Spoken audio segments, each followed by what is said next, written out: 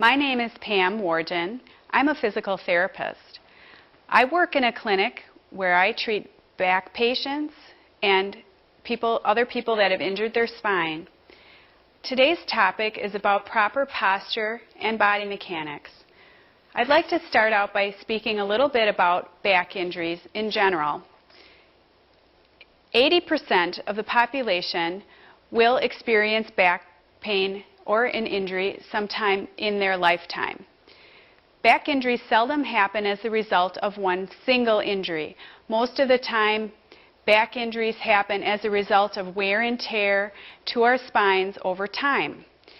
I liken this to an example I use is a bridge. If you see a bridge that's worn out and kind of crumbling, you pretty much know that that bridge wasn't built yesterday and that many vehicles have gone over that bridge, and as time has gone by, months, years, there has been wear and tear on that bridge. I liken that to our spines too. The positive thing is that we can do things to decrease the wear and tear on our spines and hopefully decrease the chance of injury. Maintaining the proper curves in our spine is the key. This is a model of a human spine. This is at the neck, and I'd like to just show you the curves of the spine.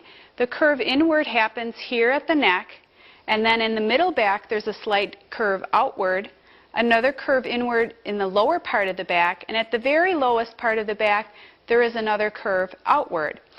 Basically, if we can maintain these proper curves within our posture and body mechanics, basically throughout our everyday activities, we can reduce the wear and tear placed on our spines and reduce the chance of injury.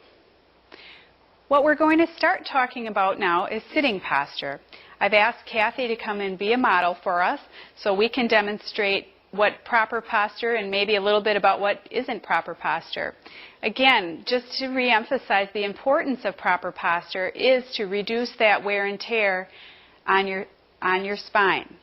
Okay, and what we're going to do is start out with Kathy in kind of a bad posture. Go ahead and, okay, and I bet this looks familiar to a lot of people. Okay.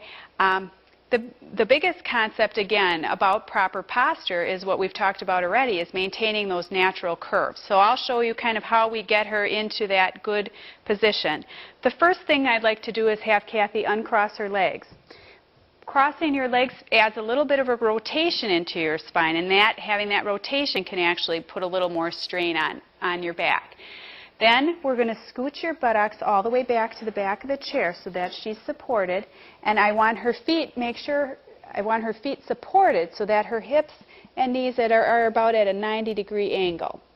Okay, and the thigh is about horizontal, parallel to the floor. Okay.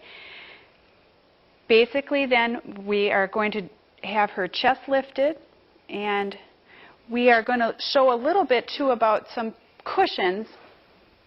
This is one example of many type of products out there, but you can see how this cushion is narrower at the bottom and then comes into that curve.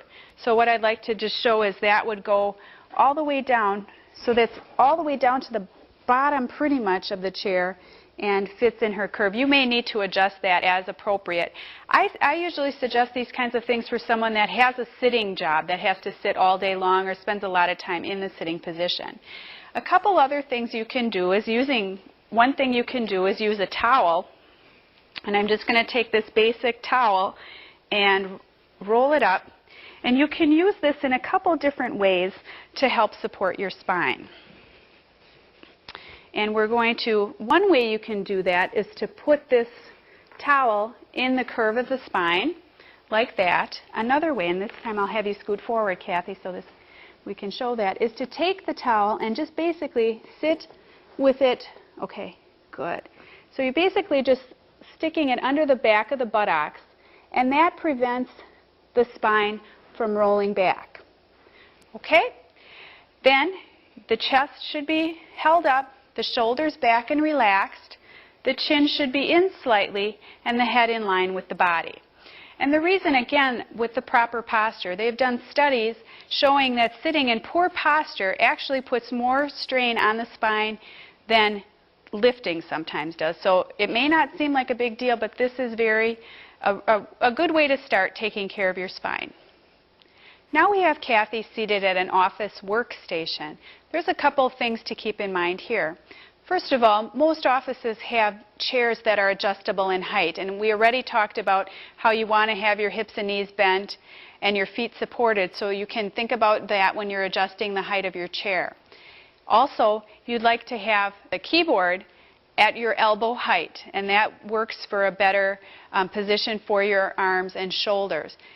Then your monitor should be at about eye level, so the middle of that screen comes to about eye level.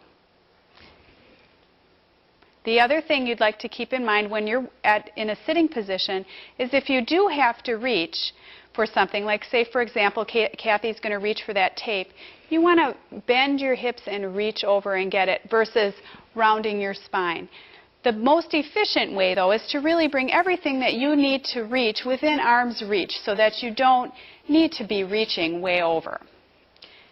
Next, we're going to consider the standing position and talk about a little bit about what's proper standing posture, and again, a little bit about what's not such proper standing position. Okay, I'd like to have you just slouch forward, Kathy. Just kind of let your shoulders round forward, look at the ground. This is one example of a poor standing posture. You can see how she's overly rounded in her spine here. She doesn't have her curve in her neck or her back the way we like it. So that's one bad posture. Another posture is when people stand with their hips forward and kind of leaning back with the knees locked. So maybe if you could, no, I'm going to still have you this way. I'm going to have you just, yep. And then this curve gets overemphasized.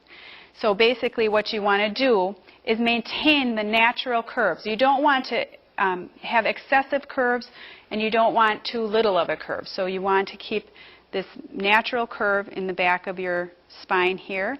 The chest should be lifted, the shoulders back with the chin in. I often tell people to hold their tummy in, and that kind of helps support the spine, particularly if you're going to be in a standing position for an extended period of time. Okay, then you can turn and face that way and just stand on one leg for me just to show. Basically what you want to avoid is standing. A lot of people will stand like this with their positioning over one leg. And what we recommend is that you kind of keep your weight equal over both feet. If you do have a habit of kind of standing over on one side, make sure you change that position frequently. Then I'm going to have you face the front once more, about there. Another thing that we talk about is making sure that we stand with our knees slightly bent. Sometimes what we tend to do is lock the knees back. So go ahead and just lock those knees all the way back, and that'll put more of an arch in our, excessive arch in our lower back, and we don't want that either. So usually what I tell people to do to find the proper position is to lock the knees all the way back and then just soften them a little bit. And then you can decide if you're standing with your knees, normally your normal standing position, if it's standing with your knees locked back or not. Now we're going to speak a little bit about body mechanics. That sounds like a big word, but really all it means is the art of maintaining our proper spinal curves during your everyday activities. We can talk about sitting positions and we can talk about standing positions, and that's all well and fine, but the reality is that we don't just sit and stand all day, we move. Basically, a few things to keep in mind. You want to keep your work at a good height for you, at about waist level. And basically what you want to do is if you're working on something near the floor, you want to get down to that level. If you're working on something higher up, you want to get yourself up to that level. Another concept to remember is that you should change positions frequently. Even a good position held for a really long period of time is not the best thing for your spine. So basically, you want to get up, move around every 15 or 20 minutes or so. And that will help improve the circulation, get oxygen flowing to those muscles and ligaments